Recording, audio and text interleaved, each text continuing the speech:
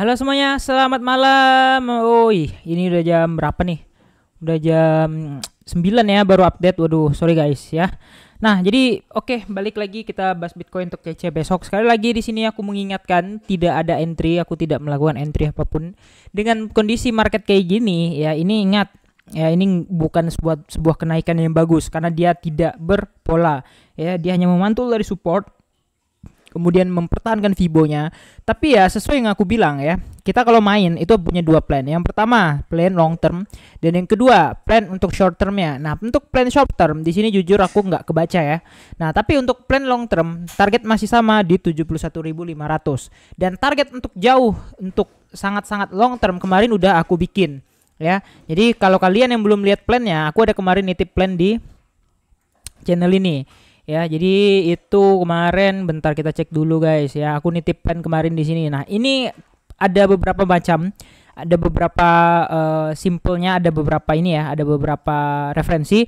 Nah, ini untuk long termnya ya, targetnya long termnya tetap sama. Kita akan OTW wave 3 di kisaran 83 sampai 84.000. Tapi sebelum ke sana, tentu market itu nggak bakal tiba-tiba langsung naik-naik aja, turun-turun aja ya kan. Tetap pasti ada copi-copinya. Nah, kalau aku ya masih berpendapat kalau ini masih sideways saja. Dan di sini aku tidak menemukan pola apapun yang cukup menarik untuk di entry. Itu yang pertama. Dan yang kedua, ya, kalau misalkan koreksi, targetnya adalah di 66.500 di Fibo 0,6. Kemudian next targetnya secara Fibonacci itu ada di 71.500. Clear ya semua ya, biar nggak banyak komen katanya mau naik turun gitu kan. Ini kan sebuah pertanyaan yang lucu.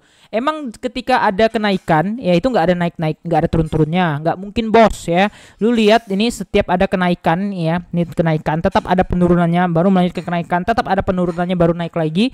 Ya semua chart juga kayak gitu. Di antara target long term, di antara target kenaikan itu tetap pasti ada korektif mininya ya. Nah, tapi tetap stay in the bull trend. Kenapa di bull trend? Karena di sini udah terkonfirmasi breakout kayak gitu. Ya. Nah, di sini sebenarnya udah dua CHOCH-nya kalau kita perhatikan. Nah, ini kayak ini ya CHOCH nih, CHOCH lumayan gede nih ya, yang bisa kita bilang sebagai V-shape recovery ya. Nah, ini sampai sini nih ya. Nah, ini break gitu. Jadi ini udah CHOCH. Jadi ini stay in the bull trend kayak gitu ya. Nah, permasalahannya apakah akan turun dulu besok atau langsung naik resist? Itu nggak masalah. Yang penting aku bisa tahu cari tempat entry-nya di mana, dan target aku untuk short term masih sama, yaitu di 71.500. Udah sesimpel itu ya. Tapi kalau misalnya besok turun dulu entah ke 66 atau ke 667 lagi ya nggak masalah. Yang penting kan aku udah bilang ini tidak ada konfirmasi apapun, tidak ada pattern yang menarik, ngapain kita entry bos ya kan. Selalu tunggu konfirmasi terbaik, selalu tunggu daerah entry terbaik untuk mendapatkan hasil atau price action. Kalau orang awam ini pasti model gini udah di entry. Kenapa? Udah tiba-tiba naik bang katanya. Padahal ini tidak ada pola apa-apa sama sekali. Kayak gitu. Kalau aku sih pribadi sih aku nggak bakal entry yang model kayak gini guys. Ya jujur aja aku nggak bakal entry. Biar kata ketinggalan. Yang penting aku tahu kalau misalnya udah ada pola, aku tahu nih target kenaikannya di berapa, target penurunannya di berapa. Kalau di sini kalian mau menuju kemana? Ya, naik dikit ini udah resist ya. Nih kita lihat. Naik dikit udah resist. Nah, ya kan di sini tuh udah resist lagi. Ya, tinggal kalian pilih aja. Kalian mau cari yang RR atau risk rewardnya gede kah, atau cuman yang asal-asalan. Nah, ini udah resist lagi. Sekarang lagi di resist juga ya kan, makanya belum naik-naik.